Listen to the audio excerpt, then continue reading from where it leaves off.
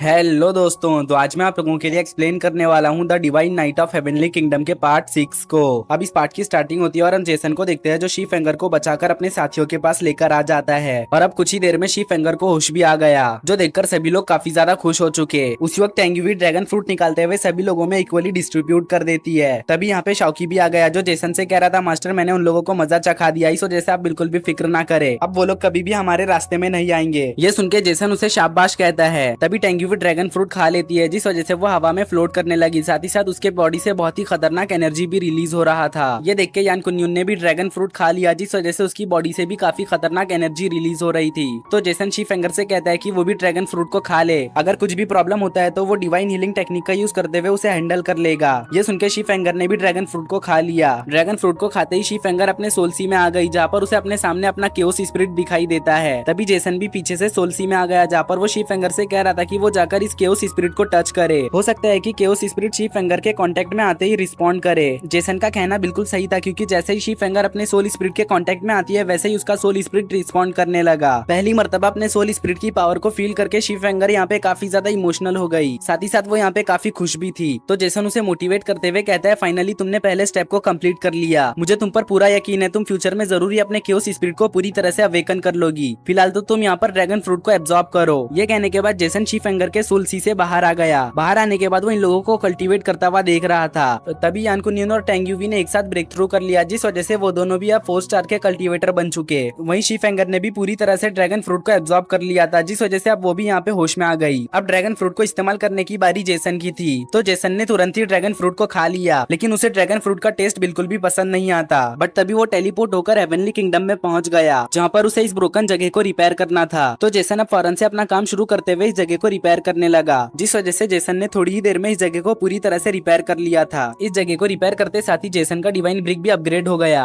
ये देखकर जेसन और शाओकी यहाँ पे काफी ज्यादा खुश हो जाते हैं। जिसके बाद हमारा सीन शिफ्ट होकर यंग मास्टर लिनसंग के ऊपर आता है, जिसकी हालत बहुत ही ज्यादा खराब थी, क्योंकि स्नेक मॉन्स्टर ने मार मार के उसका हुलिया बिगाड़ दिया था। लेकिन अभी भी वो यहाँ से पीछे नहीं हट रहा था, क्योंकि उसे स्नेक मॉन्स्टर का स्नेक जेल चाहिए, जिसको यूज करते साथ ही उसकी कल्टीवेशन बहुत ही ज्यादा बढ़ जाएगी और वो ब्रेक थ्रू करके 5 स्टार का कल्टीवेटर बन जाएगा। इसलिए वो अपनी पूरी जी जान लगाकर इस स्नेक मॉन्स्टर से फाइट कर रहा है। मगर चाहे वो कितनी भी कोशिश कर ले, लेकिन स्नेक मॉन्स्टर बार बार उसे घायल करता जा रहा था। अब स्नेक मॉन्स्टर उसे खत्म करने के लिए उसके पास जाने लगा। ये देखते साथ ही लिनसंग फौरन से उठ खड़ा हुआ और एक पावरफुल ड्रैगन को समन करते हुए स्नेक मॉन्स्टर पे हमला कर चुका। अभी यहाँ पे ये सब चल रहा था कि वहीं पे हम जेसन और बाकियों को देखते हैं जो इसी तरफ आ रहे थे। तभी इन लोगों को अपने सामने स्नेक मॉन्स्टर की बॉडी दिखाई पड़ी, जिसको देखकर इन लोगों को कुछ भी समझ नहीं आता। लेकिन उसी वक्त लिनसंग स्नेक की बॉडी चीरते हुए बाहर आ गया, जो देखते साथ ही ये लोग यहाँ पे फाइट के लिए तैयार हो गए, क्योंकि वो लोग जानते थे कि लिनसंग कभी भी उनके ऊपर हमला कर सकता है। तभी हम लिनसंग को देखते हैं, जिसके हाथ में स्नेक जेल था, जिसको कि उसने फौरन से कंज्यूम कर लिया। ये देखते साथ ही टेंग्युई घबरा गई। वो कहने लगी ये स्नेक जेल है, हम स्नेक जेल को उसे कंज्यूम करने नहीं दे सकते। ये कहते साथ ही उसने लिनसंग के ऊपर हमला कर दिया। लेकिन लिनसंग के सराउंडिंग में जो इविल एनर्जी थी, उसके वजह से टेंग्युई का अटैक लिनसंग को हिट नहीं होता। ये देख के यान कुन्युन भी उसके ऊपर हमला करने की कोशिश करता है, मगर इसका भी कोई भी फायदा नहीं हुआ, क्योंकि उसी वक्त लिनसंग ने अपनी इविल एनर्जी को रिलीज करते हुए 5th स्टार पर ब्रेक थ्रू कर लिया।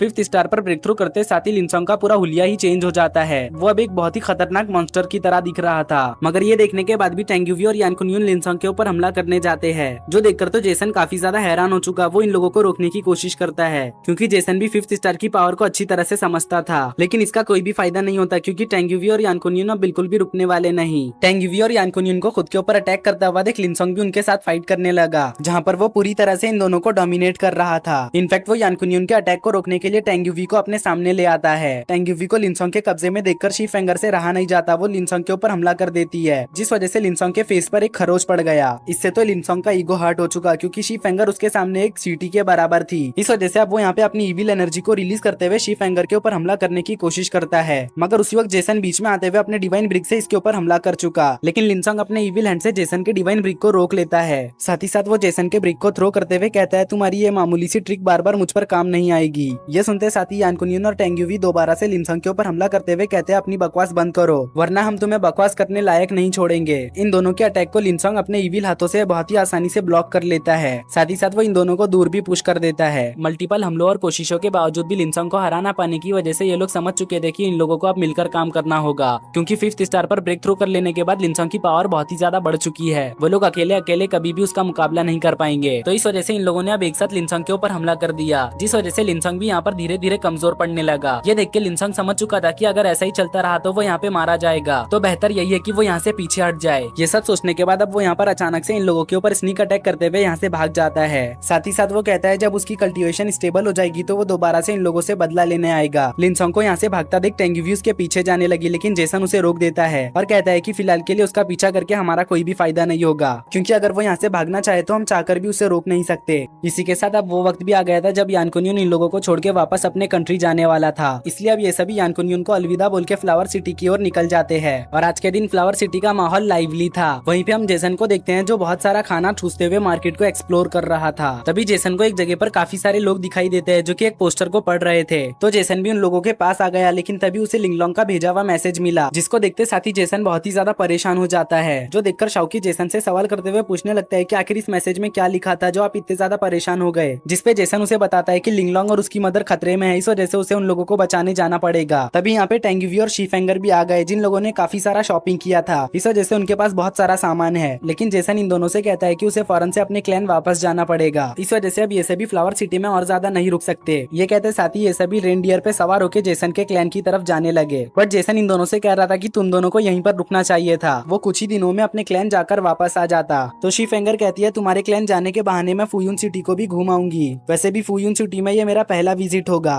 ये लोग इसी तरह से बातें करते हुए आगे बढ़ी रहते कि तभी एक बंदा उनके सामने आ गया, जो देखकर जेसन को यहाँ पे कुछ गड़बड़ी महसूस होती है, इस वजह से उसने रास्ता चेंज कर लिया। मगर आगे जाने पर उसे लाओशन दिखाई देता है, तो जेसन समझ चुका था कि ये सभी लाओशन का ही काम है। उसी वक्त और भी बंदे आकर इन लोगों को घेर लेते हैं। तभी लाओशन और लाओशन के साथी जेसन के ऊपर हमला करते हुए कहते हैं कि अब बताओ तुम यहाँ से कहाँ भागोगे, पिछली मर्तबा तो मैं तुम्हारी वजह से मरते मरते बचा था, अच्छा होता कि अगर तुम मेरे मामले में टांग ना अड़ाते, देखो आज तुम्हारी एक गलती की वजह से तुम सभी यहाँ पे मारे जाओगे। लाओशन और लाओशन के साथियों को अपनी तरफ बढ़ता देख ये सभी लोग बड़े ही चालाकी से इन लोगों को चकमा देकर यहाँ से भागने लगे, जो चीज लाओशन को बिल्कुल भी पसंद नहीं आती। इस वजह से उसने यहाँ पे अपना घोस्ट स्पिरिट समन कर लिया, जिससे वो सीधा जेसन और टेंग्यूवी के ऊपर हमला कर देता है, लेकिन जेसन और टेंग्यूवी वक्त रहते ही बच जाते हैं। मगर जो इन दोनों के रेनडियर थे वो घोस्ट स्पिरिट के अटैक से तड़प तड़प के मारे गए। ये देख के इन लोगों को कुछ भी समझ नहीं आता, ये लोग यहाँ पे बहुत ही ज्यादा कंफ्यूज और हैरान थे। तभी टेंग्यूवी अपने दोनों डैगर्स को समन करते हुए उससे सीधा लाओशन के ऊपर हमला कर देती है, लेकिन लाओशन घोस्ट स्पिरिट का यूज करते हुए टेंग्यूवी के डैगर्स को आराम से ब्लॉक कर लेता है। साथ ही साथ उसने जेसन के ऊपर हमला भी कर दिया, तो जेसन डिवाइन ब्रिक से खुद को लाओशन के अटैक से बचा लेता है। मगर हर मर्तबा लाओशन के अटैक को ब्लॉक कर पाना जेसन के लिए भी आसान नहीं होगा। इस वजह से वो और टेंग्यूवी लाओशन को डिस्ट्रैक्ट करते हुए शीफेंगर को यहाँ से दूर भेज देते हैं, ताकि शीफेंगर जाके किसी को मदद के लिए लेकर आ जाए। अब हम लाओशन और लाओशन के साथी को देखते हैं जो टेंग्यूवी और जेसन के पीछे पड़ चुके। ये देखकर टेंग्यूवी को यहाँ पे बहुत ही ज्यादा फिक्र हो रही थी, क्योंकि अगर वो इसी तरह से भागते रहे तो बहुत ही जल्द पकड़े जाएंगे। तो जेसन कहता है तुम फिक्र मत करो, मेरे पास इसका एक इलाज है। ये कहते साथ ही उसने यहाँ पे चारों तरफ मिस्ट फैला दिया, और अब टेंग्यूवी की क्लोन मिस्ट में से अचानक से निकल के आके लाओशन के ऊपर हमला कर देती है। मगर लाओशन इतना बेवकूफ नहीं था कि बार बार एक ही ट्रिक में फंस जाए, इसलिए उसने बिना देरी किए हुए टेंग्यूवी के क्लोन को खत्म कर दिया। उतने में ही टेंग्यूवी को मौका मिल जाता है लाओशन के साथी को मारने का, तो वो एक स्नीक अटैक करते हुए लाओशन के साथी को खत्म कर देती है। अपने साथी को इस तरह से मरता देख लाओशन भड़क उठा। वो अपने अल्टीमेट घोस्टली पावर का यूज करते हुए टेंग्यूवी को मारने की कोशिश करता है, मगर इससे पहले कि वो टेंग्यूवी को मार पाता जेसन अपनी फ्रीजिंग टेक्निक का यूज करते हुए लाओशन को एक ही जगह पर फ्रीज करके रख देता है। मगर जेसन की फ्रीजिंग टेक्निक लाओशन को रोकने के लिए काफी नहीं थी,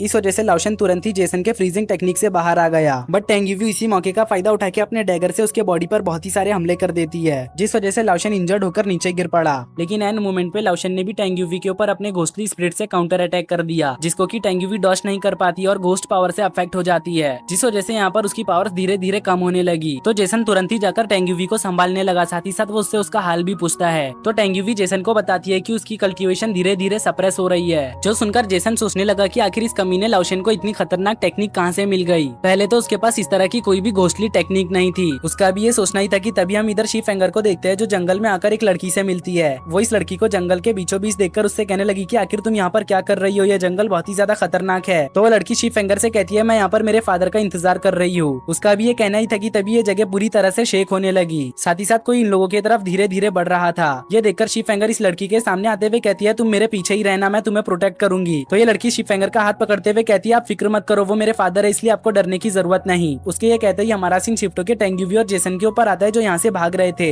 लेकिन टेंग्यूवी यहाँ से भाग नहीं पा रही थी क्योंकि उसका कल्टीवेशन जो सप्रेस होता जा रहा था। तभी अचानक से लाओशन इन दोनों के ऊपर हमला कर चुका, लेकिन वक्त रहते ही इन दोनों ने लाओशन के अटैक को डॉच कर लिया। बट लाओशन अपने घोस्टली स्पिरिट के साथ जेसन की तरफ ही बढ़ रहा था। ये देख के जेसन उसके ऊपर काउंटर अटैक करने की कोशिश करता है, मगर लाओशन का घोस्टली स्पिरिट जेसन के हाथ को पकड़ चुका, जिस वजह से वो भी यहाँ पे घोस्टली पावर से अफेक्ट हो जाता है। अब लाओशन टेंग्यूवी को चोक करते करते हुए उससे यान कुन यून का पता पूछने लगा कि आखिर वो है कहाँ, जिसपे जेसन उससे कहता है वो तो अपने घर वापस चला गया है। ये सुन के लाओशन को बहुत ही ज्यादा गुस्सा आता है, मगर वो फिर भी अपने गुस्से को कंट्रोल करते हुए कहता है उसे तो मैं बाद में देख लूंगा, पहले तो जेसन मैं तुझे खत्म करूंगा, क्योंकि तेरी वजह से मैं मरते मरते बचा हूँ। ये कहने के बाद वो टेंग्यूवी को साइड में फेंकते हुए जेसन के पास जाने लगा। तो जेसन उसे अपने फ्रीजिंग टेक्निक से फ्रीज करने की कोशिश करता है, लेकिन इसका कोई भी फायदा नहीं होता। साथ ही साथ यहाँ पे जेसन की पावर्स भी काम नहीं कर रही थी, क्योंकि वो घोस्टली स्पिरिट से अफेक्ट जो हो चुका। लाओशन को खुद की तरफ धीरे धीरे बढ़ता देख जेसन को समझ नहीं आ रहा था कि अब उसे क्या करना चाहिए। उसी वक्त इस जगह पर हम एक बंदे को आते हुए देखते हैं जिसके पैरों से थंडर रिलीज हो रहा था और उसके चलने भर से ही पूरी जमीन शेक कर रही थी। इस बंदे के यहाँ आते ही लाओशन का घोस्टली स्पिरिट डिसअपियर हो गया। साथ ही साथ लाओशन भी अपने घुटनों पर आ जाता है। तभी हम इस बंदे को देखते हैं जिसके यहाँ आते ही पूरे बैटल का रुख ही चेंज हो गया था और वो एक बहुत ही भारी भड़कम वुड को लिफ्ट किए हुए था, जिसके ऊपर उसकी बेटी और शी फिंगर बैठी हुई थी। तभी शी फिंगर जेसन के पास आते हुए उससे कहने लगी थी कि ये फ्लावर सिटी के ओनर है। ये सुन के जेसन बहुत ही ज्यादा हैरान हो गया, क्योंकि उसने फ्लावर सिटी के ओनर के बारे में बहुत कुछ सुन रखा है। वो जानता था कि ये बंदा 9th स्टार का एक बहुत ही पावरफुल कल्टीवेटर है। फ्लावर सिटी के ओनर का सुन के तो लाओशन की फट गई। वो फौरन से उसके सामने झुकते हुए कहता है कि मास्टर मेरी ग्रीटिंग एक्सेप्ट कीजिए। लाओशन की बातों पर फ्लावर सिटी के ओनर बिल्कुल भी ध्यान नहीं देते। वो तो अपने बेटी के साथ यहाँ से जा रहे थे। ये देख के शी फिंगर जेसन से कहने लगी थी कि जल्दी से तुम इन सीनियर को अपने हेल्प के लिए बोलो, वरना एक मर्तबा वो यहाँ से चले गए तो लाओशन हम लोगों को बिल्कुल भी नहीं छोड़ेगा। ये सुन के जेसन फ्लावर सिटी के ओनर को ग्रीट करते हुए कहता है कि सीनियर, लाओशन आपके फ्लावर सिटी के लोगों को झांसे में फंसाकर लूटता है, इसलिए आपको यहाँ पे जस्टिस जरूर करना चाहिए, क्योंकि अगर आपने जस्टिस नहीं किया तो लोग आपके बारे में बातें बनाएंगे। जेसन की बातों को सुन के तो लाओशन और भी ज्यादा डर जाता है, मगर वहीं दूसरी तरफ फ्लावर सिटी के ओनर जेसन की बातों पर कोई भी रिस्पॉन्ड नहीं करते। वो तो फुल टू फुल जेसन को इग्नोर मारते हुए यहाँ से जा रहे थे। तभी जेसन को याद आता है कि फ्लावर सिटी के ओनर के बेटी के पास केओस स्पिरिट है, जो कि अभी के लिए अवेकन नहीं, मगर जेसन उसे अवेकन कर देगा तो यकीनन फ्लावर सिटी के ओनर उसकी हेल्प करेंगे। तो अब जेसन फ्लावर सिटी के ओनर से कहता है कि मैं जानता हूँ आपकी बेटी के पास केओस स्पिरिट है और आप उसी को अवेकन करने के लिए दर बदर भटक रहे हो, लेकिन अगर आप चाहो तो मैं आपकी बेटी के केओस स्पिरिट को अवेकन कर सकता हूँ। ये सुनते साथ ही केओस स्पिरिट के ओनर रुक गए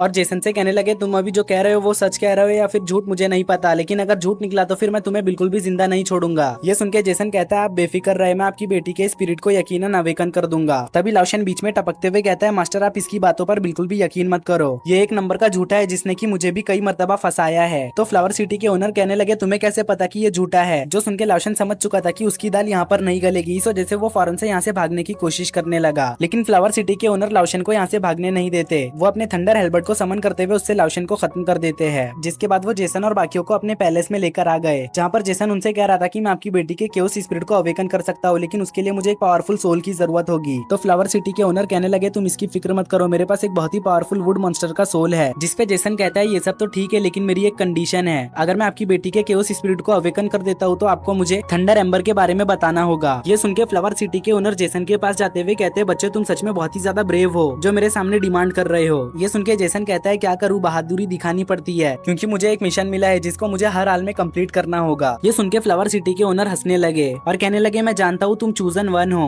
जिसके बाद वो सीधा जेसन को थंडर एम्बर के पास लेकर जाने लगते हैं, जहाँ रास्ते में जेसन उनसे सवाल करते हुए पूछता है कि सीनियर आपको कैसे पता चला मैं चूजन वन हूँ। तो फ्लावर सिटी के ओनर कहने लगे तुम्हारे पास ये हेवनली सोल है, जिससे ये बात तो जाहिर होती है कि तुम हेवनली डाउ के लिए काम करते हो। ये सुन के शाओकी काफी ज्यादा शॉक हो गया, क्योंकि आज तक उसे कोई भी नहीं देख पाया था सिवाय जेसन और शी फिंगर के। अब तभी फ्लावर सिटी के ओनर जेसन को मिस्ट माउंटेन में लेकर आ चुके, जहाँ पे जेसन को थंडर एम्बर मिलेगा, लेकिन इस जगह पर आते ही जेसन के ऊपर काफी सारे वुल्फ्स ने हमला कर दिया, जिनको की कुछ ही देर में जेसन निपटा देता है। और अब वो फ्लावर सिटी के ओनर से पूछता है कि सीनियर हम अंदर उड़कर जाएंगे या टेलीपोर्ट होकर। तो फ्लावर सिटी के ओनर कहने लगे थे किसने कहा कि हम जाएंगे, तुम जाओगे सिर्फ, मैं तुम्हारे साथ नहीं आने वाला, क्योंकि थंडर एम्बर को कलेक्ट करने का मिशन तुम्हें मिला है ना कि मुझे। जो कहने के साथ ही वो यहीं पर बैठ गए, जो देखकर जेसन बहुत ही ज्यादा हैरान हो गया। साथ ही साथ उसे यहाँ पे डर भी लग रहा था अंदर जाने से, क्योंकि क्या पता जेसन को अंदर किसी पावरफुल खतरे का सामना करना पड़ जाए। अब ना चाहते हुए भी जेसन को अंदर जाना पड़ा, क्योंकि उसे मिशन जो कंप्लीट करना था। अंदर आने के बाद जेसन को यहाँ पे चारों तरफ काफी सारे थंडर क्रिस्टल दिखते हैं, जिनके अंदर बहुत ही टेरिफाइंग थंडर एनर्जी मौजूद थी। ये देख के जेसन सोच रहा था कि वो इनका यूज करते हुए यहाँ पे कल्टीवेट करे, मगर शाओकी साफ साफ मना करते हुए कहता है कि मास्टर आप ऐसा नहीं कर सकते, क्योंकि अगर आपने इन क्रिस्टल्स को यूज करने की कोशिश की तो आप यहाँ पे मर भी सकते हो। ये सुन के जेसन इन क्रिस्टल्स को यूज करने का आइडिया ड्रॉप कर देता है। तभी शाओकी को अपने सामने थंडर क्रिस्टल्स का ढेर देखने को मिला,